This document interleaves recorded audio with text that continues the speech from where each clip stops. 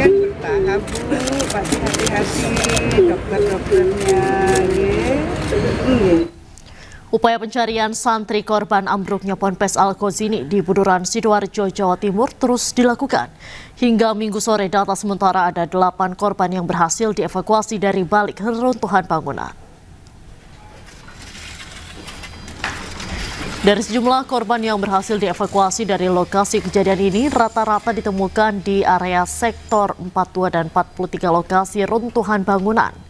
Dalam pencarian korban itu, tidak semua korban ditemukan utuh karena ada satu korban yang ditemukan dalam kondisi potongan tubuh karena tertimpa puing bangunan.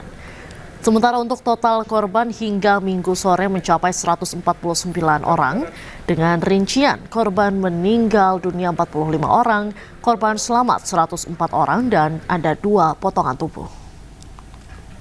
Ternyata itu kebanyakan korban itu ditemukan dari lantai 1 ya. Untuk sektornya A1, A2 itu adalah teknis dari Basarnas. Yang jelas yang paling banyak ditemukan dari lantai 1. Untuk pekerjaan yang sudah kita laksanakan ini sudah hampir 60% lebih ya.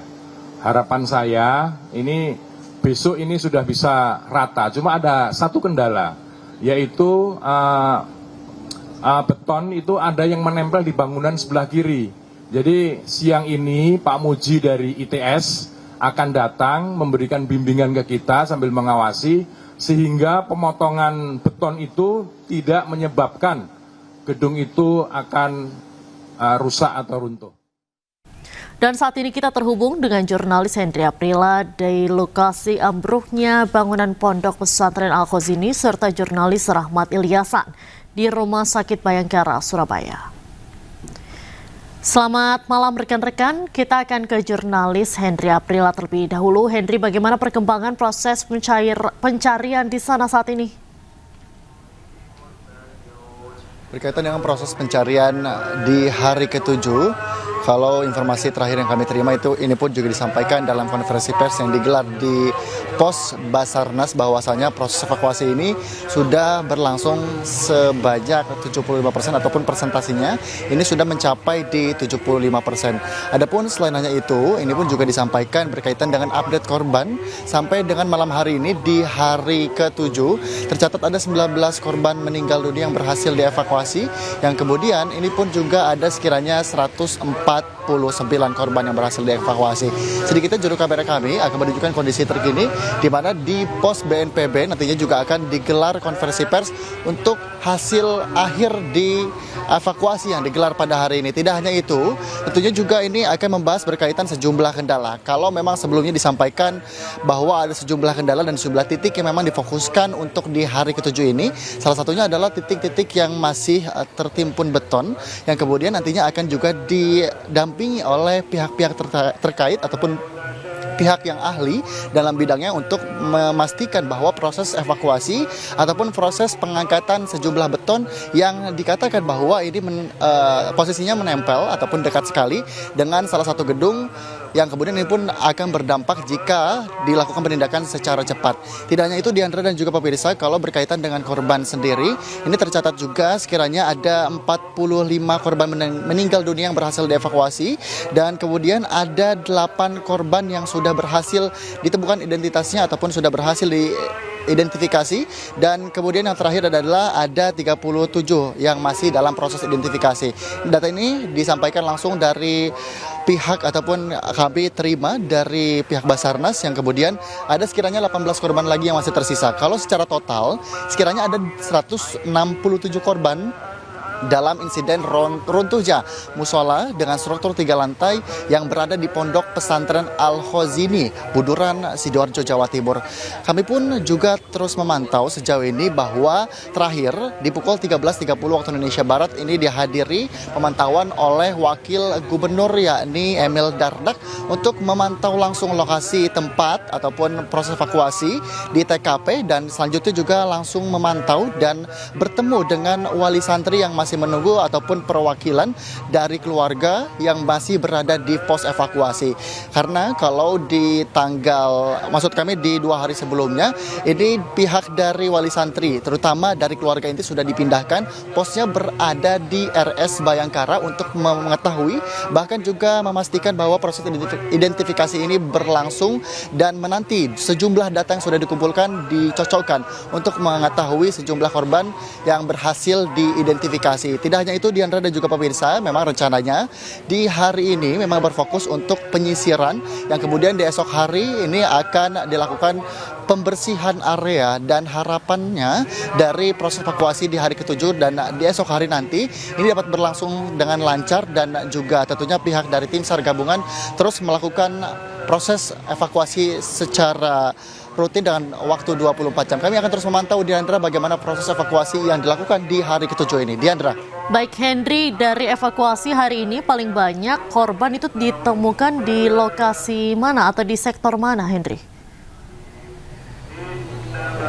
Diandra, mengingat kalau dari sektor yang disebutkan oleh pihak Basarnas sendiri memang bukan sektor ataupun lokasi pasti, namun ini menjadi satu rencana dalam suatu pengangkatan ataupun proses evakuasi. Namun dipastikan dalam proses evakuasi ini yang memang kami pantau sejauh ini paling banyak yang memang tercatat ini sebanyak 19 korban di titik tengah, yang memang disebutkan juga memang di titik tengah ini ataupun titik sentral merupakan titik di mana runtuhnya ataupun lokasi tempat untuk saat itu santri sedang melakukan sholat asar berjamaah di pukul 15.30 waktu Indonesia Barat yang berada di Pondok Pesantren Al-Khozi ini. Dan tidak hanya itu, memang selain hanya itu pun juga beberapa sektor lainnya juga bisa dikatakan ini juga titik yang juga cukup rentan, bahkan juga banyak ditemukan sejumlah korban. Namun saat kami memantau dalam proses evakuasi ini memang yang terbanyak adalah ditemukan di sektor yang berada di titik sentral ataupun di tengah, sehingga proses evakuasi yang dilakukan di titik tengah ini sudah dapat dikatakan rampung ataupun bisa dikatakan selesai. Dan tentunya kami pun terus memantau karena dalam presentasinya ini sudah mencapai di 75%. Tentunya harapan dan juga informasi yang kami terima ini menjadi satu informasi ataupun harapan baik untuk para keluarga korban menanti bagaimana proses evakuasi, terutama bagi keluarga korban yang masih menunggu sampai dengan ke hari ke-7 ini. Diandra. Baik, Henry, apakah ada kendala dalam evakuasi hari ini? Berkaitan dengan kendala, Diandra, tentunya mengingat sejumlah kendala memang sudah disampaikan dari beberapa hari lalu, yang tentunya berkaitan dengan kendala sendiri ini karena mengingat dari bentuk ataupun ukuran dari pondok pesantren sendiri ini juga cukup kecil, terutama di titik TKP, sehingga untuk ketiga alat berat untuk menyisihkan ataupun mengangkat serpihan ataupun beberapa bangunan ataupun runtuhan bangunan ini cukup sulit untuk bisa memasuki maksud kami 3 kendaraan berat ini langsung masuk ke dalam lokasi, sehingga dalam proses evakuasi ini 3 kendaraan berat ini perlu bergantian, dan tentunya tim SAR pun juga ini terus mengupayakan untuk hal terbaik untuk bisa melakukan ataupun menggerakkan sejumlah alat berat ini secara cepat agar proses evakuasi ini dapat berlangsung secara cepat. Diandra. Baik, ditargetkan evakuasi akan berakhir kapan, Henry? Berkaitan dengan target, tentunya Diandra, ini belum ada waktu pasti yang disampaikan baik itu dari tim SAR gabungan, baik itu dari BNP, baik kemudian juga dari pihak Basarnas, maupun juga disampaikan ini tadi disampaikan juga oleh Wakil Gubernur Emil Dardak. Tentunya ini akan dilakukan prosesnya secara cepat, dan rencananya di esok hari ini akan dilakukan proses pembersihan tandanya sejumlah serpihan. Di malam hari ini akan dilakukan pembersihan ataupun pengangkatan beberapa puing-puing yang masih bisa dikatakan berhasil ataupun masih bisa diangkat, dan kemudian memang rencananya tadi sudah kami sampaikan bahwa di esok hari ini akan melakukan proses penyisihan agar proses evakuasi ini dapat berlangsung secara cepat, Diandra. Baik, terima kasih banyak Henry Aprila melaporkan langsung dari lokasi kejadian di Ponpes Al-Khozi ini. Kita berlanjut ke Rahmat Ilyasan di Rumah Sakit Bayangkara Surabaya. Rahmat, sampai saat ini sudah berapa jenazah yang diterima oleh pihak Rumah Sakit Bayangkara? Baik, selamat malam, Diandra. Saat ini saya masih berada di Rumah Sakit Bayangkara Polda Jawa Timur.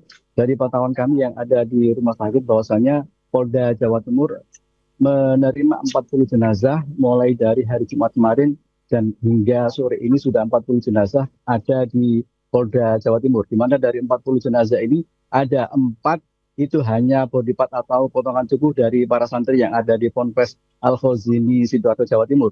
Dari saat ini kemarin pihak Polda Jawa Timur sudah melakukan identifikasi dan 3 berhasil dilakukan identifikasi oleh tim DVI Polda Jawa Timur dan juga 3 sudah diserahkan kepada keluarga masing-masing. Namun sore ini Polda Jawa Timur sudah berhasil lagi mengidentifikasi 2 orang jenazah, yakni atas nama Nuruddin, usia 14 tahun, warga Karanggayam, Kecamatan Blega, Kabupaten Bangkalan, Madura, Jawa Timur. Di mana Nuruddin ini bisa diidentifikasi dari struktur gigi dan juga medis dan juga properti yang digunakan ketika saat melakukan sholat yang ada di Ponpes Al-Khazini Sidoarjo, Jawa Timur. Kemudian yang kedua adalah Ahmad Rijalul Haq. Dia usia 16 tahun, warga Jalan Dapuan Gang 1, nomor 57 Surabaya. Di mana Ahmad Rijalul Haq ini diketahui dari sidik jari yang masih bisa digunakan dan juga struktur gigi dan juga properti yang digunakan sesuai dengan antemortem dan juga postmortem yang dicocokkan oleh tim DVI Polda Jawa Timur. Dari total jenazah yang meninggal dunia dari hari pertama sampai terakhir ini adalah 45 santri yang meninggal dunia dan 10 bisa diidentifikasi oleh tim DVI Polda Jawa Timur. Dan malam ini 2 jenazah yang terakhir ini akan diserahkan kepada keluarga dan akan diberikan kepada keluarga masing-masing. Demikian Diandra. Baik, terima kasih. Rahmat Ilyasan melaporkan langsung dari Rumah Sakit Bayangkara, Surabaya, Jawa Timur. Dan sebelumnya ada Hendri Aprila langsung dari lokasi kejadian di Ponpes Al-Khazini Sidoarjo, Jawa Timur. Selamat malam rekan-rekan, selamat kembali bertugas. Pemirsa, isak tangis mewarnai penyerahan jenazah santri korban robohnya bangunan di Ponpes Al-Khazini Sidoarjo, Jawa Timur. Sang ibu tak kuasa menahan air mata saat melihat putranya sudah tidak bernyawa.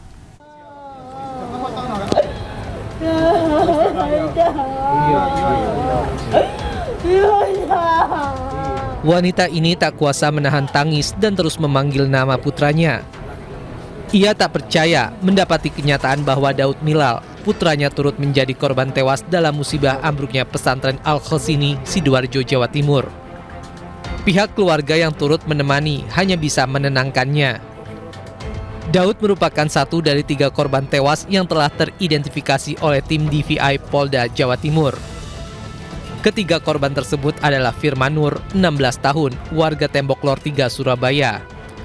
Muhammad Aska Ibadur Rahman, 13 tahun, warga Jalan Randu Indah, Kenjeran, Surabaya. Daud Milal, 15 tahun, warga Sido Kapasan, Surabaya. Dengan suasana haru, ketiga jenazah tersebut langsung diserahkan kepada keluarga masing-masing di Rumah Sakit Bayangkara, Polda Jawa Timur.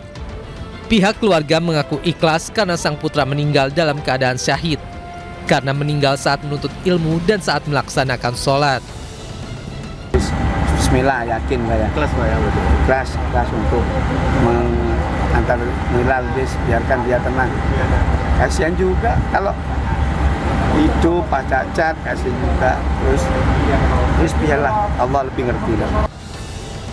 Hingga saat ini jenazah korban musola roboh di Ponpes Al-Khazini terus berdatangan di Rumah Sakit Bayangkara seiring dengan ditemukannya korban-korban lain.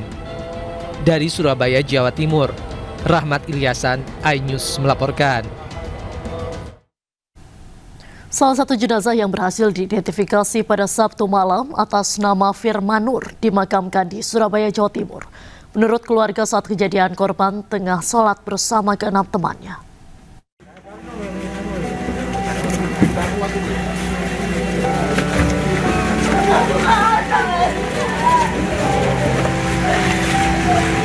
Tangis haru pecah saat jenazah Firman Nur, santri berusia 16 tahun ini, tiba di rumah duka di Tembok Lor 3, Surabaya.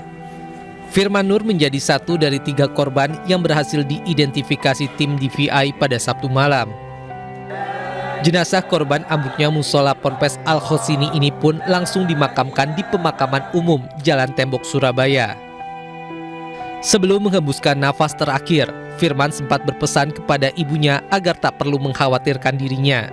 Bagi keluarga dan tetangga, Firman dikenal sebagai sosok penurut dan ceria. Menurut paman korban, saat kejadian Firman tengah sholat bersama keenam temannya. Saat bangunan ambruk, Firman sempat ditarik temannya agar keluar dari reruntuhan. Namun ia memilih bertahan untuk membantu teman-temannya yang lain yang masih terjebak. Pas kejadian ada namanya itu temannya yang di Pasar Tembok juga itu luka kepalanya, nah itu sempat menarik, diajak keluar. Cuman Firmannya itu nggak mau, makanya dia itu temannya berjejer, makanya selamat, temannya selamat, Firmannya nggak selamat. Tragedi Ponpes Al-Khosini telah menyisakan luka mendalam bagi keluarga para korban termasuk keluarga Firman Nur. Para tetangga pun terus berdatangan untuk menyampaikan bela sungkawa dan dukungan moral. Dari Surabaya, Jawa Timur, Sony Hermawan, iNews melaporkan. 7 hari pasca ambruknya Ponpes Al-Khosini, seorang ibu asal Sampit, Kalimantan Tengah masih terus berharap anaknya dapat ditemukan. Selama menunggu, ia tinggal berpindah-pindah di rumah warga sekitar Ponpes.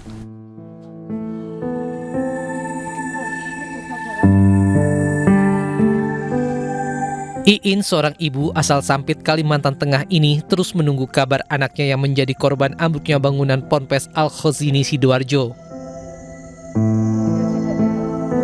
Sejak tiba di Buduran Sidoarjo pada Rabu lalu, wali santri dari Muhammad Hanafi ini tinggal berpindah-pindah di rumah warga.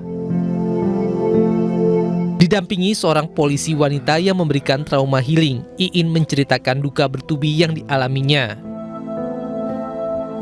Baru saja 100 hari lalu ia kehilangan suami tercinta dan kini ia pun harus kehilangan putra keduanya. Kini Iin hanya berharap jenazah Hanafi bisa ditemukan apapun kondisinya agar bisa dimakamkan di kampung halamannya.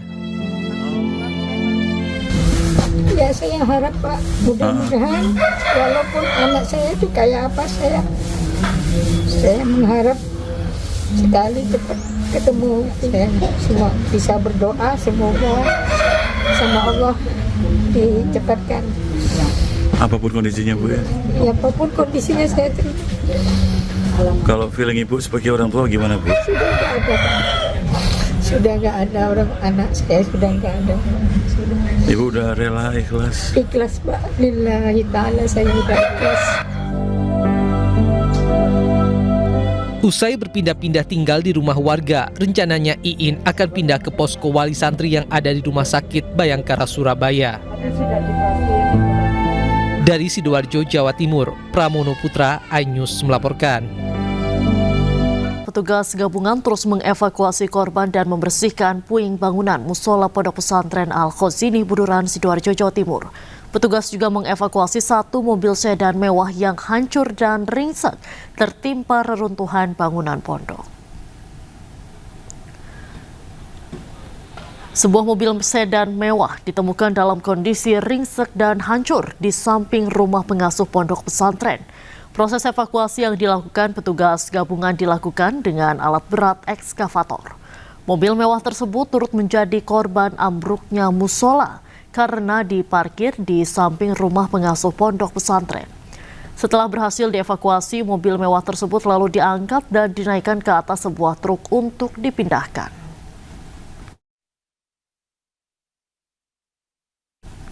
Proses pencarian korban musibah di Pondok Pesantren Al-Khosini Sidoarjo hingga kini masih terus dilakukan.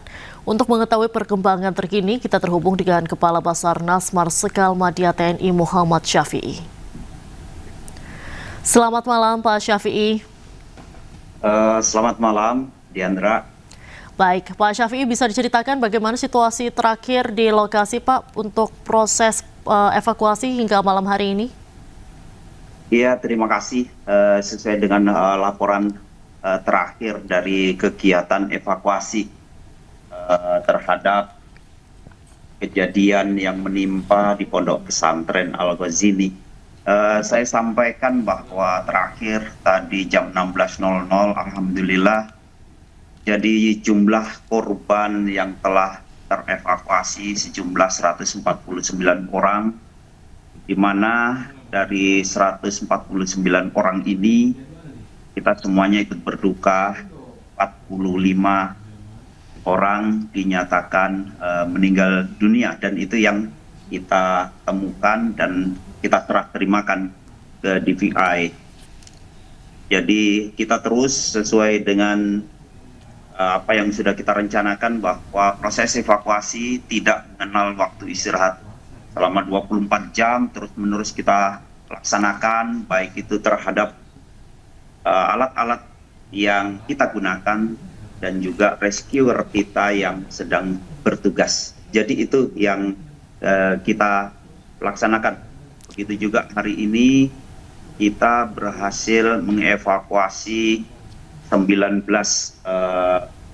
korban, mulai dari jam 00.15 sampai terakhir tadi ya kita catat di jam 16.03. Mungkin itu yang terjadi saat ini. Baik, Pak Syafi'i, kebanyakan korban ini ditemukan di titik mana, Pak? Sebenarnya terkait dengan korban, sesuai rencanaan operasi kita bahwa kita membuat sektor A1, A2, A3, A4. Jadi hari ini semua korban ini ada di 4 lokasi yang kita rencanakan. Jadi kalau sedikit saya sampaikan, jadi pada 00.15 itu ada di A3, kemudian berikutnya di A3 lagi, berikutnya di A3 lagi, di A3 lagi. Jadi lebih banyak di A3. Kemudian pada pukul 11.45 siang ada di sektor A2. Kemudian pada pukul 15.30 kira-kira ada di sektor A4. Baik. Sementara untuk kendala yang dijumpai oleh petugas selama proses evakuasi sejauh ini apa saja, Pak Syafi'i? Iya, sebenarnya kendala ini sudah pernah kita sampaikan, terlepas dari space untuk bisa keluar masuk peralatan atau sarana prasarana yang kita gunakan dalam evakuasi, tentunya faktor kehati-hatian ini tetap menjadi prioritas kita, di mana kita kepingin evakuasi yang dilaksanakan terhadap korban ini jangan sampai ada karena kesalahan dari tim rescue akhirnya berubah struktur terhadap korban ini. Kita kepingin bahwa evakuasi ini tidak sampai membawa dampak terhadap bangunan yang saat ini masih berdiri utuh, karena dari struktur bangunan yang roboh ini masih ada struktur yang bersinggungan dengan bangunan-bangunan yang ada di sebelahnya. Begitu juga terkait dengan kita mengharapkan bahwa pekerjaan ini juga jangan sampai mengancam keselamatan dari rescuer, karena kita tahu bahwa struktur reruntuhan ini masih tetap labil, dan itu menjadi penekanan kita yang terakhir, bahwa jangan sampai apapun yang kita lakukan ini berdampak terhadap korban yang akan kita evakuasi. Kita kepingin bahwa korban yang akan kita evakuasi benar-benar dalam kondisi utuh. Itu yang kita laksanakan, dan kita berharap mudah-mudahan dalam waktu yang tidak terlalu lama operasi ini bisa kita selesaikan untuk bisa mengassessment bahwa di lokasi korban semua korban bisa kita evakuasi. Baik, teknologi apa saja Pak yang dipakai atau digunakan oleh Basarnas dalam melakukan proses evakuasi terhadap korban-korban ini? Iya, jadi saya pernah sampaikan bahwa dalam operasi SAR kita memiliki sarana prasarana mulai dari SARPRAS secara manual, begitu juga kita memberdayakan teknologi yang kita miliki, terlepas dari alat-alat berat yang juga kita gunakan. Salah satunya pada saat kita melaksanakan assessment, bahwa kita menginginkan bahwa pelaksanaan assessment ini kita menggunakan berbagai macam sarana prasarana. Jadi mulai dari peralatannya itu sendiri, kita menggunakan semacam shot cam fleksibel, kemudian ada saver, 400 volt scanner, kemudian kita juga menggunakan multi shot cylinder, kemudian pada saat memungkinkan kita juga menggunakan drone thermal, dan tentunya juga sebenarnya kita juga standby kan itu sampai kita menggunakan sarana K9, namun karena belum mendapatkan persetujuan dari pihak setempat, akhirnya untuk satwa anjing ini tidak kita gunakan. Dan untuk assessment dari lokasi saya rasa cukup dengan peralatan yang kita miliki. Baik, saat ini kan struktur bangunan juga masih sangat rawan. Tadi Bapak juga bilang struktur reruntuhan ini masih dapat dibilang masih belum stabil begitu. Apa yang mesti diantisipasi Pak untuk juga menjaga keselamatan petugas SAR sendiri dan juga kondisi korban-korban yang masih tertimbun di reruntuhan? Iya, selain dari anggota SAR itu sendiri memiliki kemampuan untuk melihat bagaimana struktur reruntuhan ini, kita juga dibantu dengan tenaga ahli yang ada dari ITS misalkan yang dibantu oleh pemerintah daerah. Pada saat kita melihat dengan kemampuan keren yang ada, tentunya upaya yang kita lakukan terhadap struktur yang runtuh ini, kita menggunakan sistem cut and pick up. Artinya struktur ini harus kita cutting, kita potong dengan kemampuan atau dengan beban tidak boleh lebih dari 5 ton. Dari potongan ini baru kren harus mengangkat ke atas, baru dipindahkan. Pada saat kita yakin bahwa di situ sudah benar-benar tidak ada korban, baru kita bisa menggunakan alat berat yang lain, misalkan seperti beko. Jadi beko ini tidak akan pernah kita gunakan pada saat memungkinkan. Andai saja di situ ada korban, dan kita sangat tidak mengharapkan dari beko ini bisa sampai mengganggu atau sampai mengancam struktur dari korban itu. Jadi itu sebenarnya yang kita lakukan. Kemudian pada saat begitu ketemu tanda-tanda adanya korban, seluruh alat berat ini harus kita hentikan, baru tim SAR menggunakan dengan fasilitas yang ada untuk bisa evakuasi korban dulu, baru dilanjutkan lagi. Jadi itu yang kita lakukan dengan kehati-hatian. Dan alhamdulillah mulai dari kita hari Kamis sampai hari ini, mungkin masyarakat juga melihat bahwa struktur reruntuhan sudah sebagian besar sudah bisa kita pindahkan. Mungkin itu, Mbak. Baik, terima kasih banyak Pak Syafi'i selaku Kabasarnas sudah bergabung dengan iNewsroom hari ini. Kami apresiasi kepada seluruh petugas SAR yang terus bekerja tanpa henti dalam melakukan proses evakuasi, dan kami juga berdoa agar proses evakuasi ini terus berjalan lancar sehingga selesai. Terima kasih Pak Syafi'i, selamat malam, salam sehat selalu Bapak. Semua masyarakat atas upaya yang dilakukan oleh tim gabungan dalam melaksanakan SAR terhadap kejadian ini. Terima kasih, selamat malam. Terima kasih Bapak, selamat malam. Pemirsa, Wakil Gubernur Jawa Timur Emil Dardak meninjau langsung proses evakuasi di Pondok Pesantren Al-Khozini, Buduran, Sidoarjo. Emil pun mengungkap saat ini pihaknya fokus pada upaya penyelamatan serta identifikasi korban. Termasuk terkait apa yang ditanyakan tadi, pembelajaran dan lain sebagainya. Saya mendedikasikan diri bersama Bu Gubernur, kami bergantian untuk bisa memberikan kehadiran negara di sini sebagai pemerintah provinsi. Jadi fokus kami ada pada penyelamatan dan identifikasi dari jenazah tersebut. Beralih ke informasi lain, pemirsa, Menteri Sekretariat Negara Mensesnek Prasetyo Hadi menyebut penyebab makan bergizi gratis bermasalah karena tidak menjalankan proses sesuai prosedur.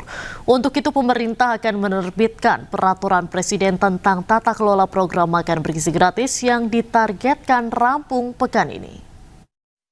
Sehingga kalau nanti Perpres sudah ditangani, harapannya hal-hal yang terjadi, kekurangan-kekurangan dapat kita atasi.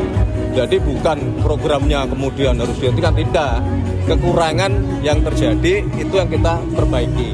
Karena data juga mengatakan bahwa di tempat-tempat yang terjadi permasalahan, ya, hampir semuanya karena tidak menjalankan prosedur seperti yang seharusnya. Ada target rampungnya nggak Pak? Minggu ini harus selesai. Sebelumnya viral di media sosial wadah makan bergizi gratis dicuci dengan air kotor. Dapur SPPG di Bandung Barat, Jawa Barat itu kini ditutup sementara.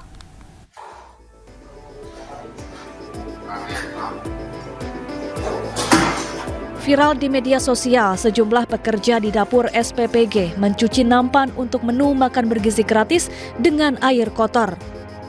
Usai digosok oleh sabun, wadah kemudian dilempar ke dalam air keruh. Peristiwa ini terjadi di sebuah dapur SPPG di Desa Citatah, Kecamatan Cipatat, Kabupaten Bandung Barat, Jawa Barat. Usai video ini viral, Badan Gizi Nasional menutup sementara SPPG Tagok Munding Cipatat. Adapun SPPG ini sudah beroperasi sejak Agustus 2025 dan mendistribusikan 3.000 porsi makanan setiap hari. Pihak pengelola SPPG pun meminta maaf.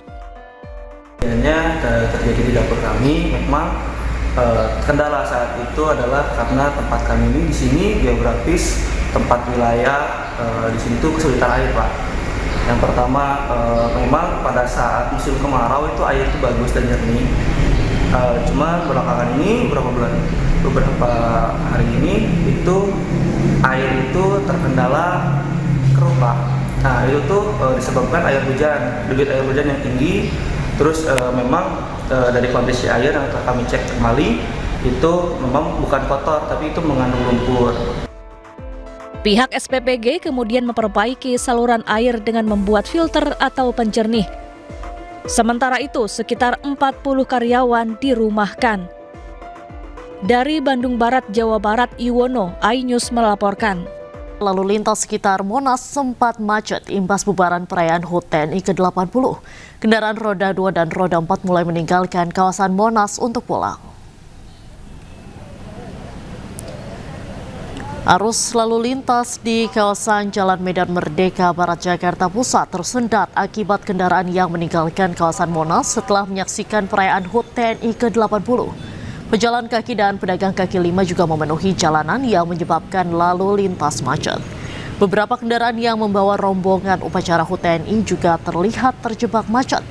Beberapa kantung parkir sudah terlihat lebih lengang karena kendaraan mulai keluar meninggalkan tempat parkir.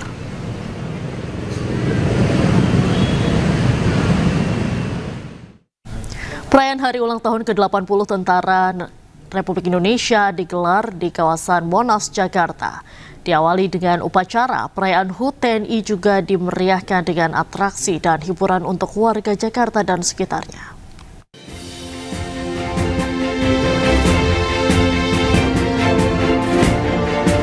Bertindak sebagai inspektur upacara, Presiden Prabowo Subianto menuju mimbar kehormatan setelah memeriksa pasukan dengan mobil maung pindad.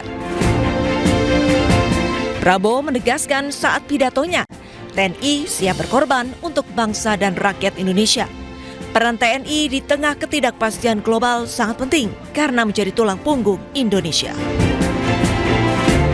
Di tengah ketidakpastian lingkungan global saat ini, TNI merupakan benteng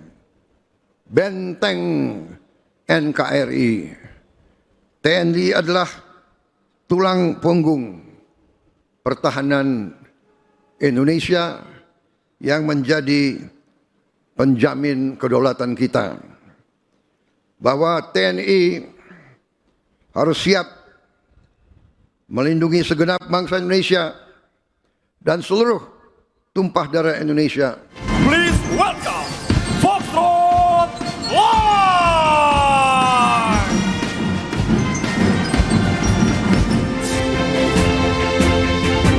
Usai upacara, kemeriahan HUT TNI diawali dengan sejumlah atraksi.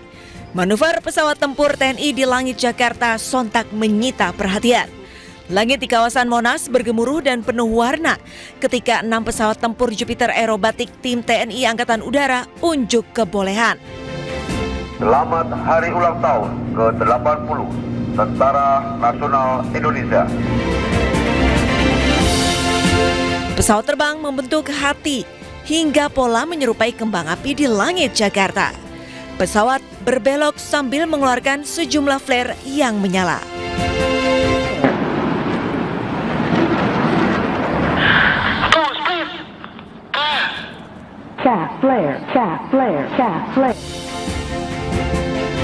Aksi terjun payung prajurit TNI pun menghiasi langit Jakarta. Acara semakin seru dengan aksi dan keterampilan prajurit TNI 3 Matra, darat, laut, udara yang unjuk gigi, memperlihatkan kedisiplinan, kekompakan, serta semangat juang.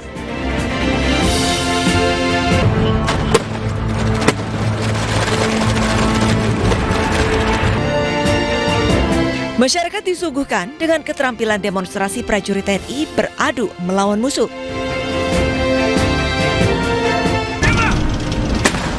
TNI Prima, TNI Rakyat, Indonesia Maju, perisai Trisula Nusantara. Ya, aksi-aksi ini menjadi bagian dalam rangkaian puncak perayaan HUT ke-80 TNI yang mengusung tema TNI Prima, TNI Rakyat, dan Indonesia Maju. Tim Liputan iNews melaporkan. Presiden Prabowo Subianto menghadiri peringatan HUT ke-80 TNI di kawasan Monas. Lambang Satuan. Mengendarai mobil maung dari Istana Kepresidenan menuju Monas, Presiden Prabowo Subianto melambaikan tangan menyapa warga yang berada di sisi jalan.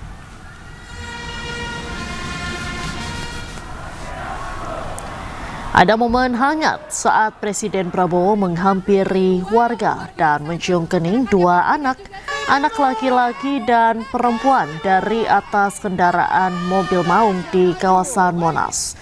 Presiden juga menyalami sejumlah anak-anak yang digendong orang tuanya. Siapa yang sudah siap buat joget?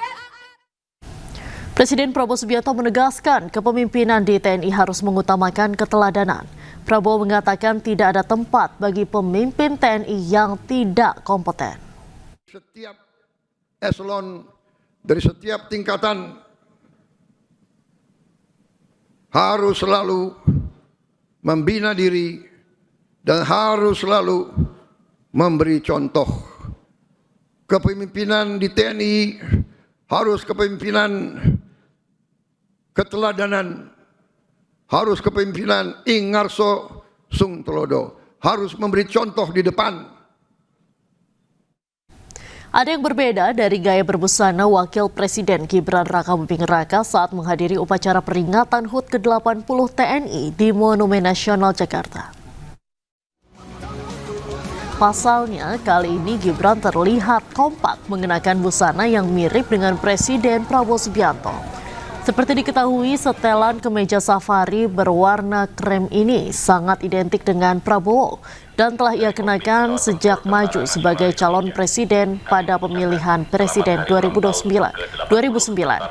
Pemandangan ini agak beda karena Gibran biasanya mengenakan kemeja batik atau setelan jas dalam kegiatannya sebagai wakil presiden.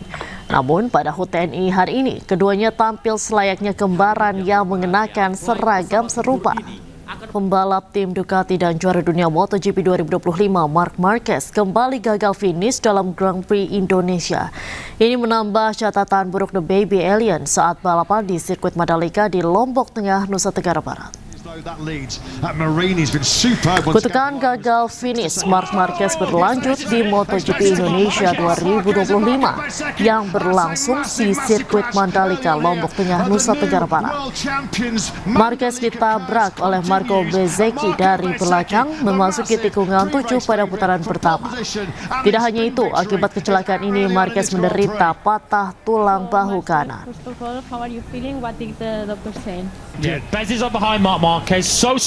Aktivis kemanusiaan Indonesia untuk Palestina yang tergabung dalam misi global Sumut Flotilla Wanda Hamidah dan Fatur Rahman tiba di tanah air melalui Bandara Internasional Soekarno-Hatta, Tangerang, Banten, Sabtu malam. Keduanya pulang usai puluhan kapal GSF dibajak tentara Zionis Israel. Dan pemirsa, informasi yang akan hadir ini sekaligus menutup iNewsroom hari ini. Temukan informasi-informasi terbaru lainnya di www.inews.id. Cuplikan tayangan berita iNews dapat Anda saksikan di kanal YouTube @official iNews, dan sesaat lagi rekan saya Camar Haenda akan hadir dalam program iNews Malam. Mewakili seluruh kerabat kerja yang bertugas, saya Diandra Mukni pamit undur diri. Terima kasih, sampai jumpa.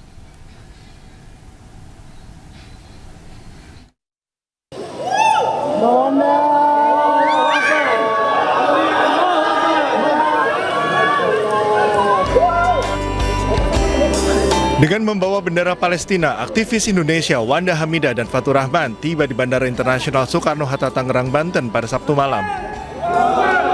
Kepulangannya ke tanah air disambut para rekan, keluarga, dan kerabat yang telah menanti kondisi keduanya usai mengikuti misi kemanusiaan global Sumut Flotilla. Misi kemanusiaan dilakukan ratusan aktivis dari berbagai belahan dunia terhenti setelah tentara Zionis Israel membajak puluhan kapal yang membawa bantuan di perairan internasional pada 2 Oktober lalu. Insya Allah kami berjanji kalau kami berlayar lagi, kami akan menggunakan kapal kami sendiri, Indonesia sendiri, dan kami akan menggunakan kapten kapal kami sendiri, kapten kapal Indonesia sendiri yang akan insya Allah membawa kami ke Gaza dengan para mujahid dan mujahidah yang paling berani. Allahu Akbar. Banyak yang kita hadapi di lapangan, mulai dari kapten yang pergi meninggalkan kapal, kemudian kapal kami yang disabotase oleh orang-orang di sekitar yang tidak menginginkan pelayaran ini berlangsung berhasil untuk menembus blokade Gaza.